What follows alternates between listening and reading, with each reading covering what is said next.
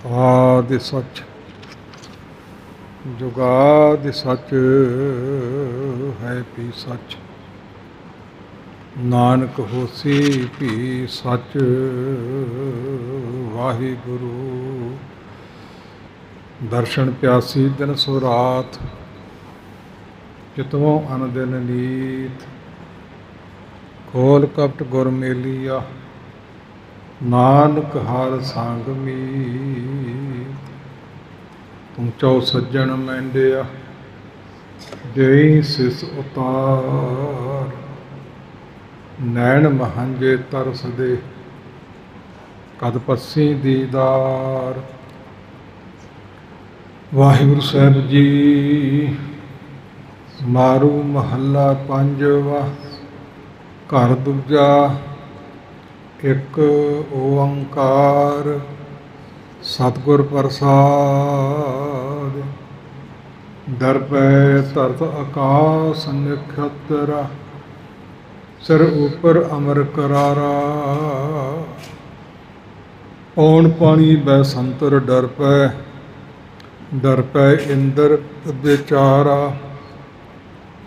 ਏਕਾ ਨਿਰਭਉ ਬਾਤ ਸੁਣੀ ਸੋ ਸੁਖੀਆ ਸੋ ਸਦਾ ਸੁਹੇਲਾ।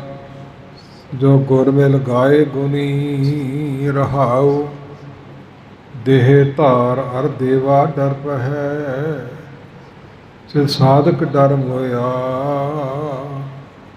184 ਮਰ ਮਰ ਜਨਮੇ ਫਿਰ ਜੋਨੀ ਜੋਇਆ।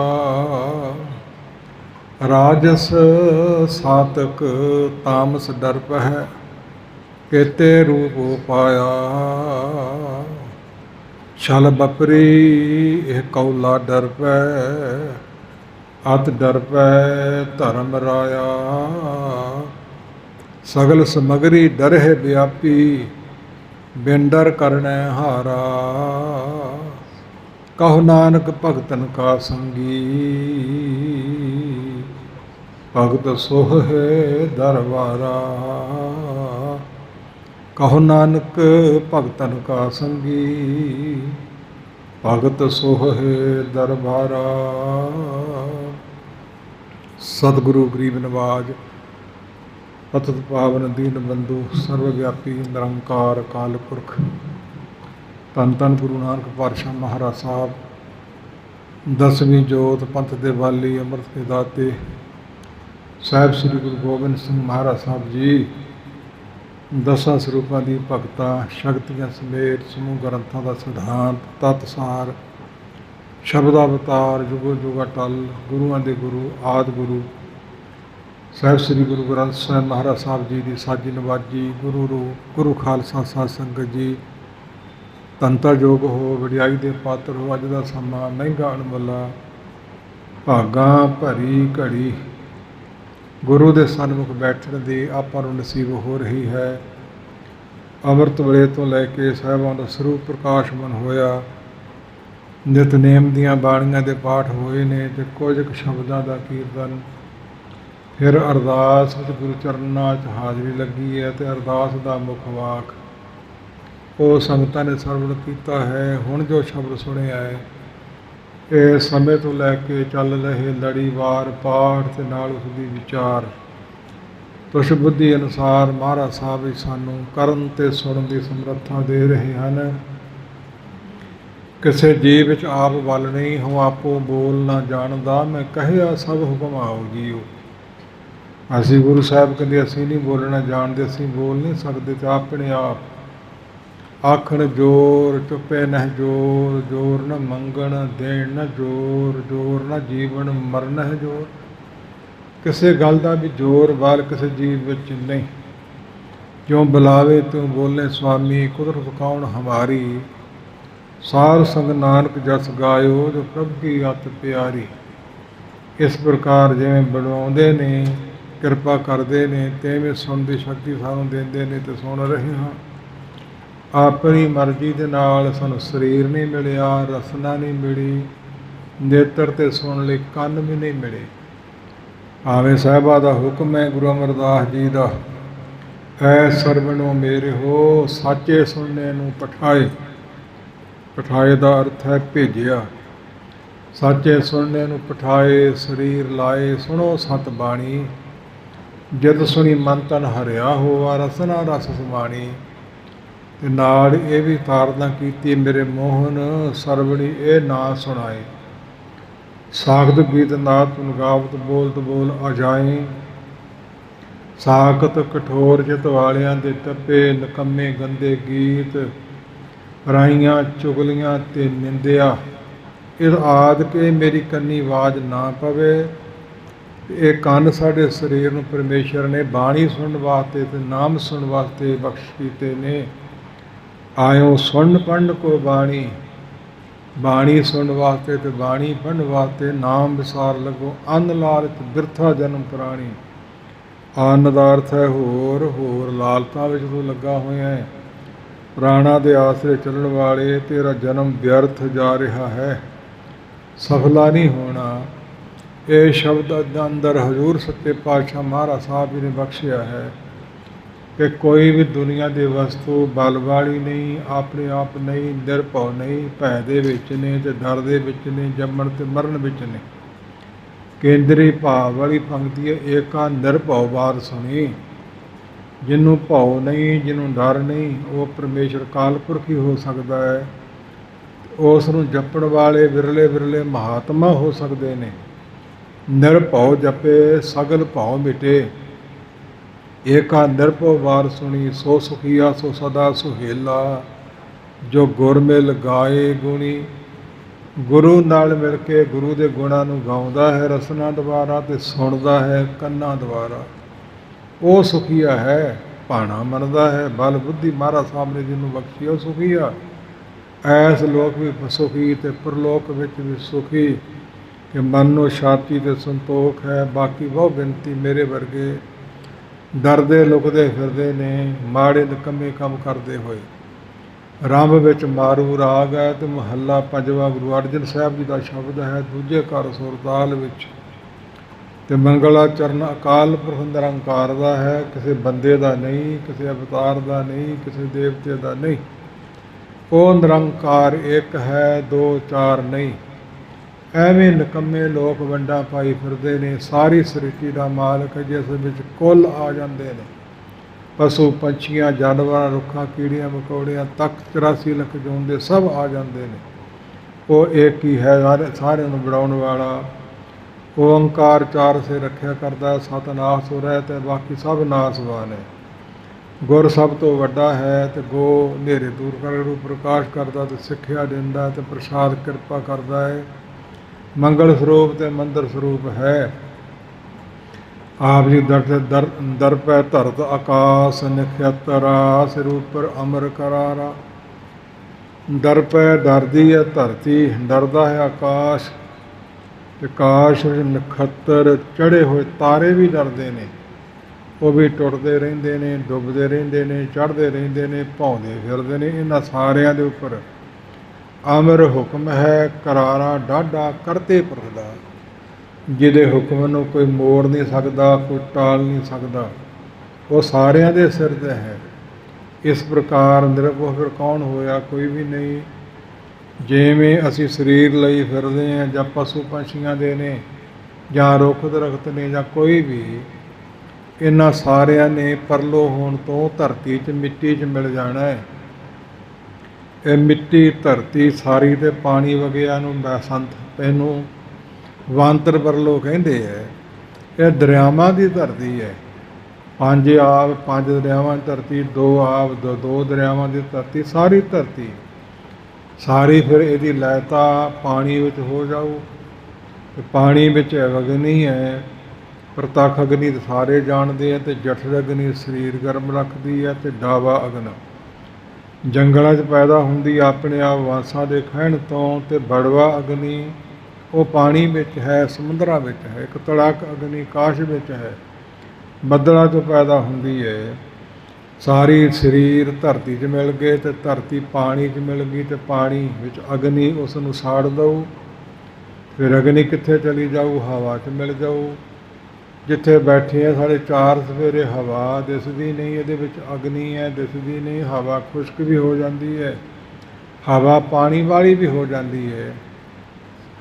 ਬਲਦੀ ਹੋਈ ਕੋਈ ਮੋਮਬੱਤੀ ਬੁਝਾ ਦਿਓ ਤੇ ਹਵਾ 'ਚ ਮਿਲ ਗਈ ਅਗਨੀ, ਤੇ ਜੇ ਤੀਰ ਬਾਲੋਗੇ ਤੇ ਪ੍ਰਗਟ ਹੋ ਗਈ। ਕਿੱਥੋਂ ਹੋ ਗਈ ਅਗਨੀ? ਹਵਾ ਵਿੱਚੋਂ। ਸਾਰੀ ਸਰੀਰ ਧਰਤੀ ਵਿੱਚ, ਧਰਤੀ ਪਾਣੀ ਵਿੱਚ, ਪਾਣੀ ਅਗਨੀ ਵਿੱਚ, ਤੇ ਅਗਨੀ ਭਾਵ ਹਵਾ ਵਿੱਚ, ਤੇ ਹਵਾ ਆਕਾਸ਼ ਵਿੱਚ। ਆਕਾਸ਼ ਦਾ ਕੋਈ ਅੰਤ ਨਹੀਂ। ਇਸ ਤਰ੍ਹਾਂ ਸ੍ਰਿਸ਼ਟੀ ਸਾਜੀ ਹੈ। ਕਿਹੜੀ ਵਸਤੂ ਹੈ ਜਿਹੜੀ ਸਿਰ ਰਹਿਣ ਵਾਲੀ ਹੈ, ਟਲ ਰਹਿਣ ਵਾਲੀ ਹੈ? ਸਾਰੇ ਡਰ ਵਿੱਚ ਨੇ, ਸਾਰੇ ਭੈ ਵਿੱਚ ਨੇ।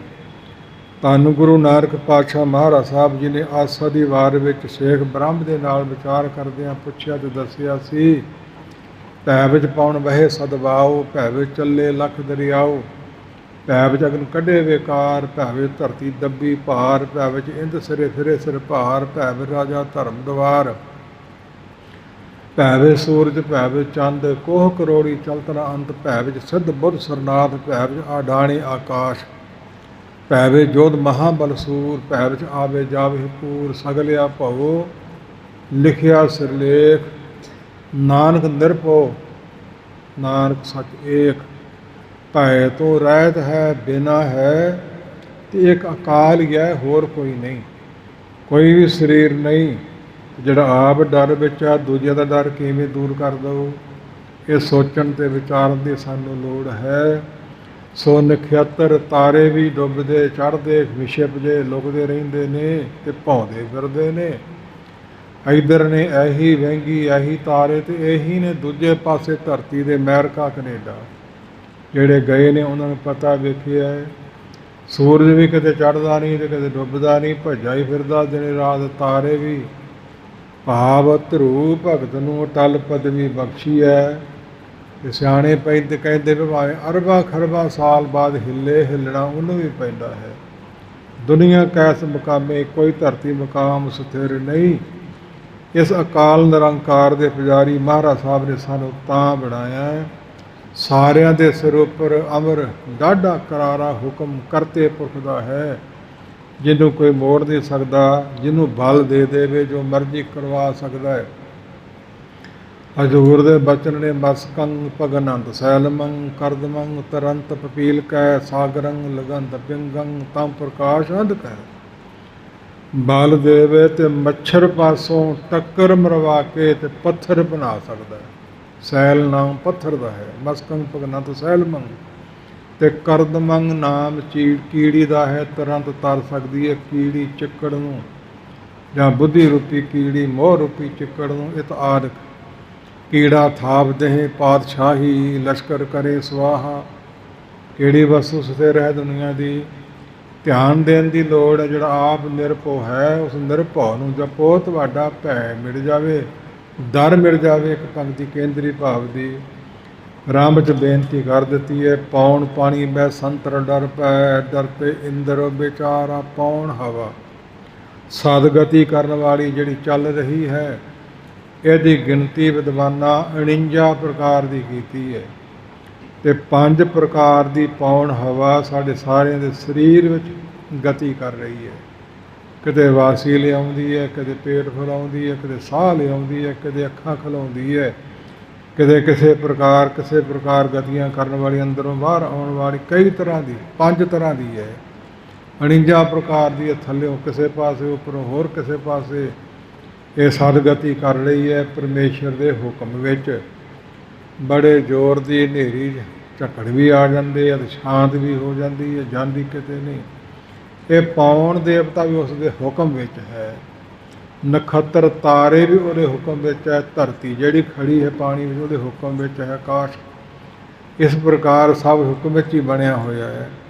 ਪੌਣ ਪਾਣੀ ਬੈ ਸੰਤਰ ਡਰ ਪੈ, ਡਰ ਪੇ ਇੰਦਰ ਵਿਚਾਰਾ ਬੇਸੰਤਰ ਪਾਣੀ। ਵਰਨ ਦੇਵਤਾ ਵੀ ਉਹਦੇ ਹੁਕਮ ਵਿੱਚ ਹੈ। ਜੇ ਭਾ ਮਹਾਤਮਾ ਬੰਦਗੀ ਵਾਲਿਆਂ ਨੂੰ ਗੁਰੂ ਸਾਹਿਬ ਨੂੰ ਰਾਹ ਦੇ ਦਿੰਦਾ ਰਿਹਾ ਲੰਘਣ ਵਾਸਤੇ, ਤੇ ਗੁਰੂ ਨਾਨਕ ਪਾਤਸ਼ਾਹ ਸਮੁੰਦਰ 'ਤੇ ਐਵੇਂ ਤੁਰ ਕੇ ਲੰਘਦੇ ਸੀ ਜਿਵੇਂ ਧਰਤੀ 'ਤੇ ਤੁਰੀਦਾ ਹੈ। ਧਰਤੀ ਤੋਂ ਤਾਂ ਮਿੱਟੀ ਲੱਗ ਸਕਦੀ ਹੈ ਤੇ ਪਾਣੀ 'ਚੋਂ ਪੈਰ ਗਿੱਲਾ ਹੋ ਸਕਦਾ, ਪਰ ਨਹੀਂ, ਸੁੱਕਾ ਹੀ। ਕਈ ਪ੍ਰਮਾਣ, ਕਈ ਹਵਾਲੇ ਨੇ। ਕਿਹੜਾ ਜੰਮਿਆ ਐਵੇਂ ਲੰਘਣ ਵਾਲਾ, ਤੁਰਨ ਵਾਲਾ? ਕੋਈ ਤੁਰ ਕੇ ਵਿਖਾ ਦੇ। ਡੀਂਗਾਂ ਮਾਰਨ ਵਾਲੇ ਤੇ ਕਈ ਹੋਏ ਨੇ। ਜਿਵੇਂ ਰਾਮ ਰਾਏ ਨੇ ਸ਼ਕਤੀਆਂ ਕਲਾ ਵਿਖਾਈਆਂ ਸੀ, ਪਿਤਾ ਗੁਰੂ ਹਰ ਰਾਏ ਸਾਹਿਬ ਦਾ ਹੁਕਮ ਪਾ ਕੇ ਗਿਆ ਸੀ ਦਿੱਲੀ। ਜਾਂਦਿਆਂ ਪਰ ਕੀਤੀ ਸੀ ਇੱਕ ਖੂਹ ਸੀ, ਵੱਡੀ ਭਾਰੀ ਚਿੱਟੀ ਚਾਦਰ ਖਿੱਚ ਕੇ ਉਹਦੇ ਉੱਤੇ ਵਿਛਾ ਦਿੱਤੀ। ਕਹਿੰਦੇ ਜੀ ਤੁਹਾਡੇ ਬੈਠਣ ਲਈ ਆਸਣ ਵਿਛਾਇਆ ਹੈ ਕਿ ਖੋਜ ਡਿੱਬ ਕਹੋ ਤੇ ਚੜਗਿੱਲੀ ਮਾਰਾਂਗੇ। ਤੇ ਐਵੇਂ ਬਹਿ ਗਏ ਸੀ ਜਿਵੇਂ ਫੁੱਲ ਰੱਖਿਆ ਹੁੰਦਾ ਚਾਦਰ ਤੇ, ਵੱਟ ਨਹੀਂ ਪੈਣ ਦਿੱਤਾ।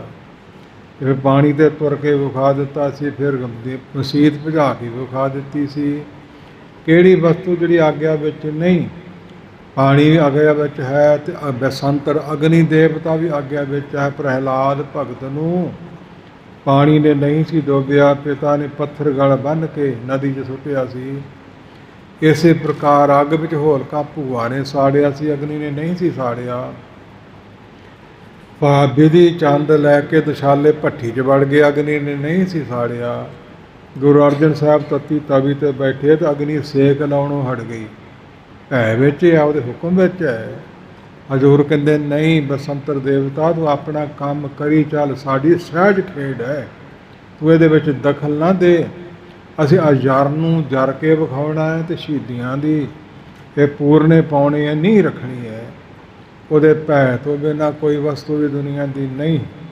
ਹੁਕਮੀ ਬੰਦਾ ਹੁਕਮ ਕਮਾਵੇ, ਹੁਕਮੇ ਕੱਢਦਾ ਸਾਹਾ ਹੈ। ਇੱਕ ਸਵਾਸ ਵੀ ਹੁਕਮ ਵਿੱਚ ਹੀ ਆਉਂਦਾ ਹੈ। ਇਸ ਪ੍ਰਕਾਰ ਹੁਕਮੇ ਅੰਦਰ ਸਭ ਕੋ ਸਾਰੀ ਸ੍ਰਿਸ਼ਟੀ ਉਹਦੇ ਹੁਕਮ ਵਿੱਚ ਹੈ, ਭੈ ਵਿੱਚ ਹੈ। ਪੌਣ ਪਾਣੀ ਬਸੰਤਰ ਡਰ ਪੈ, ਇਹ ਪੌਣ ਦੇਵਤਾ ਵੀ ਤੇ ਪਾਣੀ ਵਰਨ ਦੇਵਤਾ, ਬਸੰਤਰ ਦੇਵਤਾ ਵਰਨ ਦੇਵਤਾ ਦੇ ਭਾਵ ਬਸੰਤਰ ਦੇਵਤਾ ਆਦਿਕ ਡਰਦੇ ਨੇ, ਉਹਦੇ ਹੁਕਮ ਵਿੱਚ ਨੇ।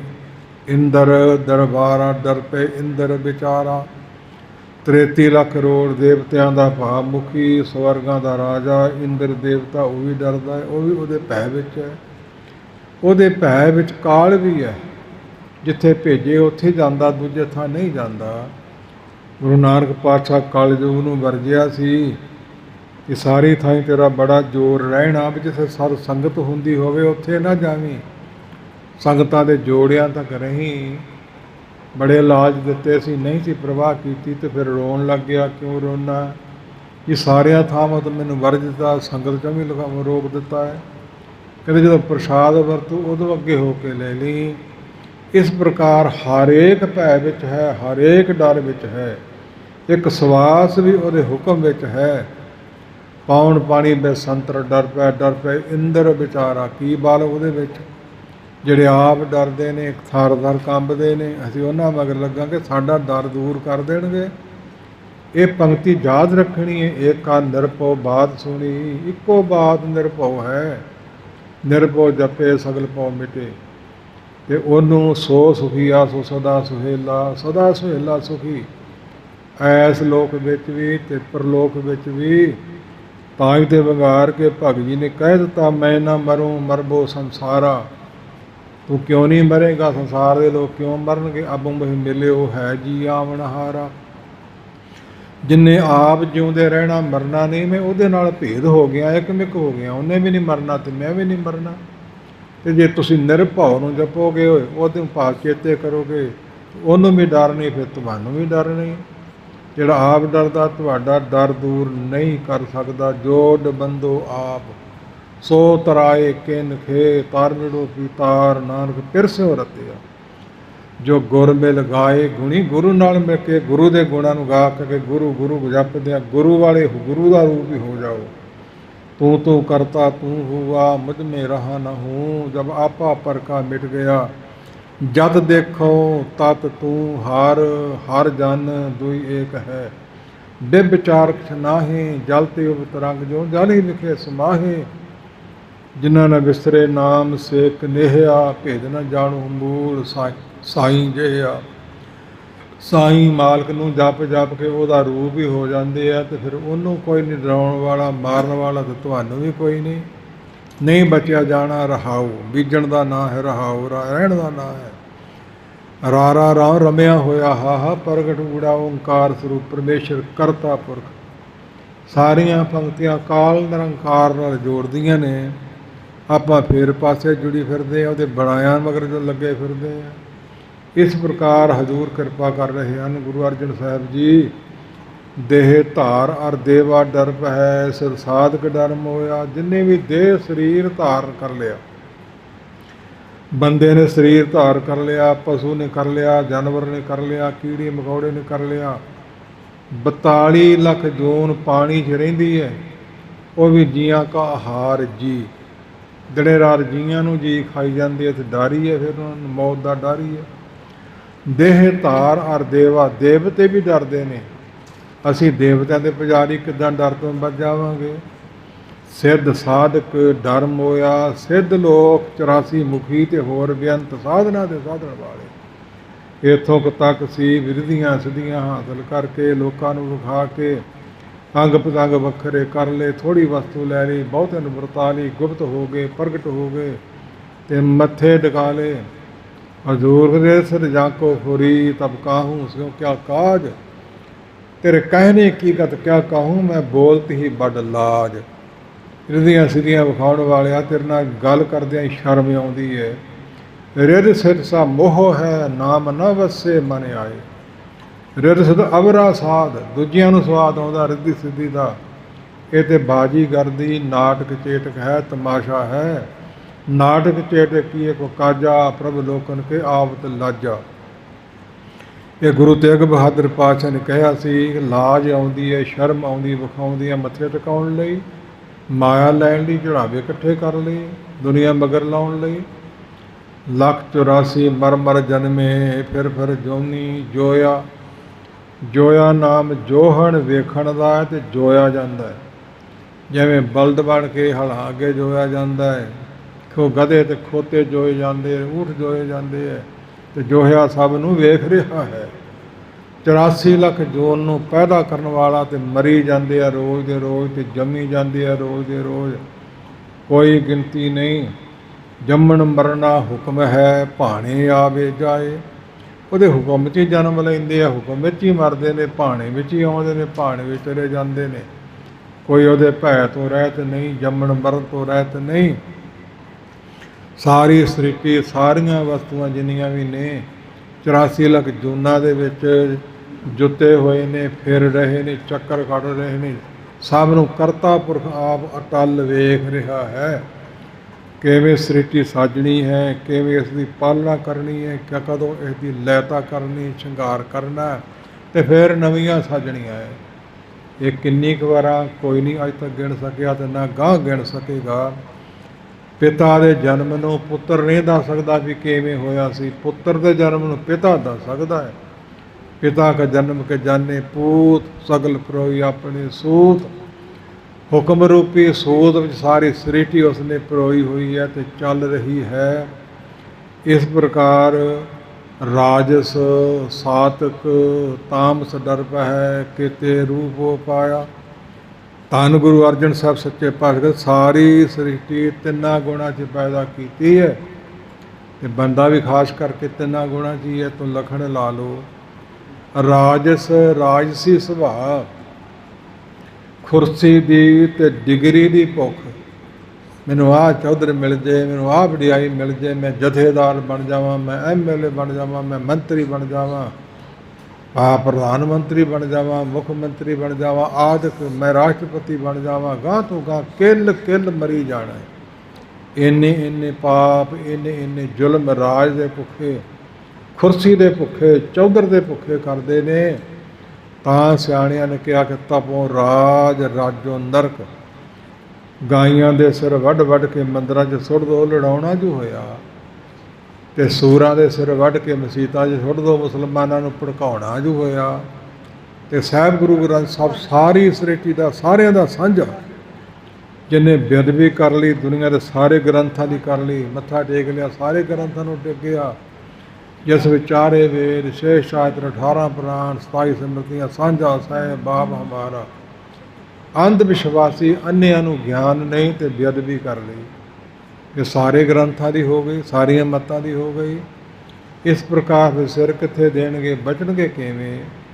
ਪਰ ਕੁਰਸੀ ਦੇ ਭੁੱਖਿਆਂ ਨੂੰ ਤਾਂ ਕੁਰਸੀ ਚਾਹੀਦੀ ਹੈ, ਰਾਜਸੀ ਪਾਕੀ ਚਾਹੀਦਾ।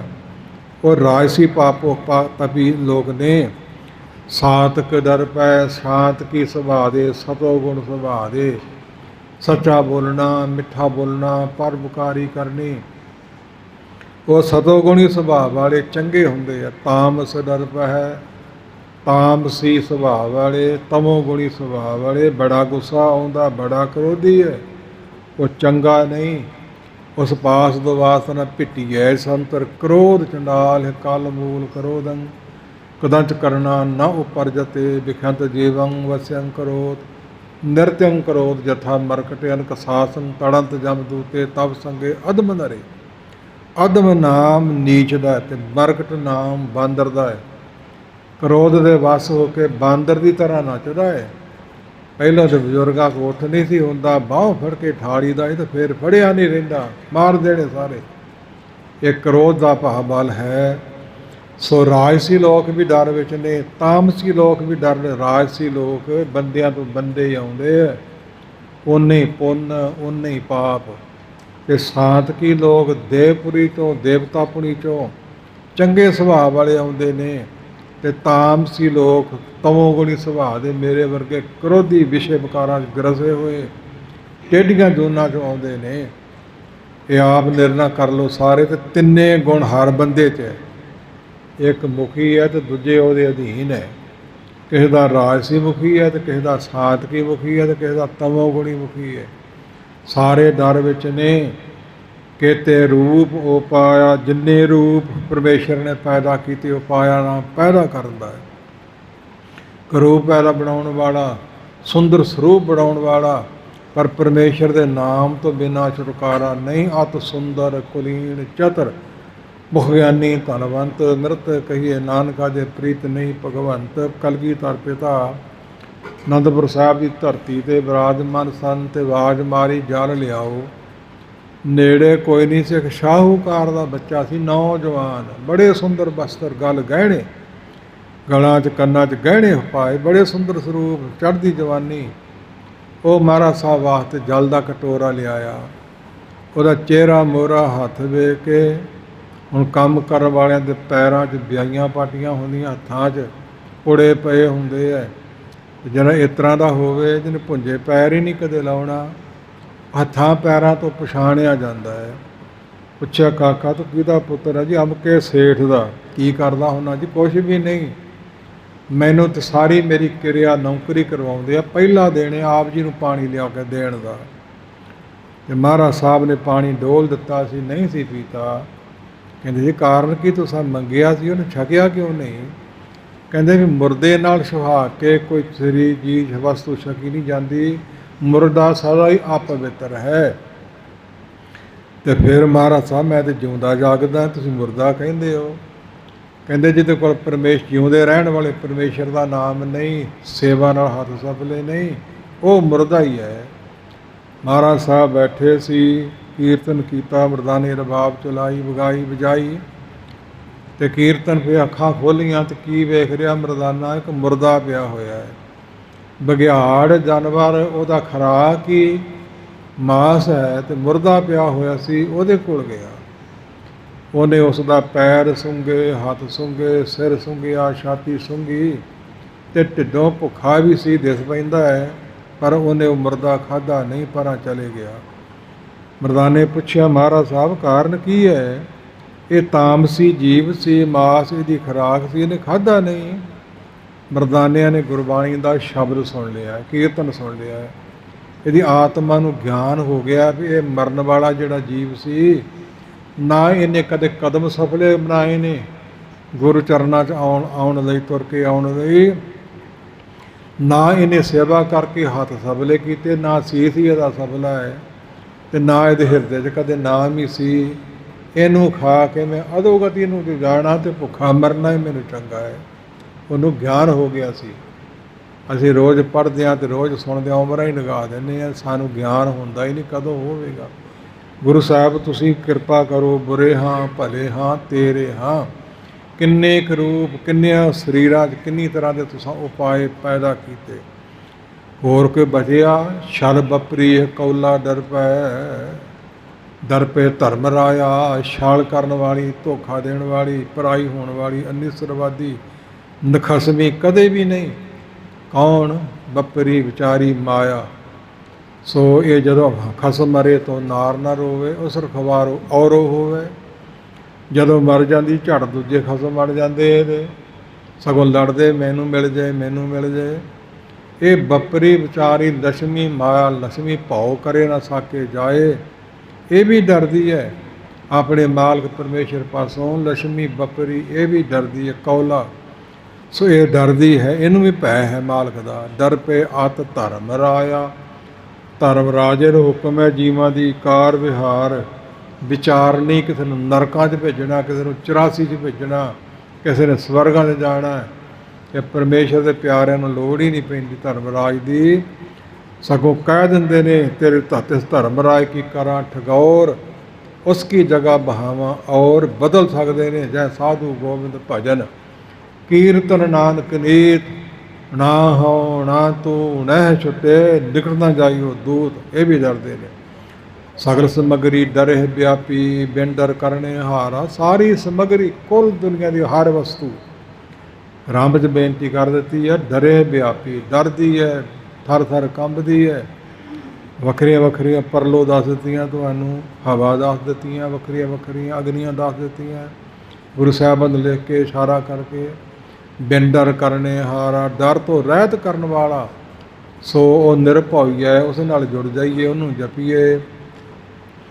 ਕਹੋ ਨਾਨਕ ਭਗਤਨ ਕਾ ਸੰਗੀ, ਭਗਤ ਸੋਹ ਹੈ ਦਰਬਾਰਾ। ਭਗਤੀ ਕਰਨ ਵਾਲਿਆਂ ਦੇ ਅੰਗ ਸੰਗ ਸਦਾ ਰਹਿੰਦਾ ਹੈ। ਜੈ ਜੈ ਪੇਖੋ ਤਾਹੈ ਹਜ਼ੂਰ, ਦੂਰ ਕਤਹੁ ਨਾ ਜਾਈ। ਰਬ ਰਹਿਆ ਸਰਬਤਰ ਮੈਂ, ਮਨ ਸਦਾ ਧਿਆਈ। ਕਹੋ ਨਾਨਕ ਪੰਜਵੇਂ ਪਾਤਸ਼ਾਹ, ਪੰਜਵੇਂ ਨਾਨਕ ਭਗਤਨ ਕਾ ਸੰਗੀ, ਅੰਗ ਸੰਗ ਸਹਾਇਤਾ ਕਰਨ ਵਾਲਾ।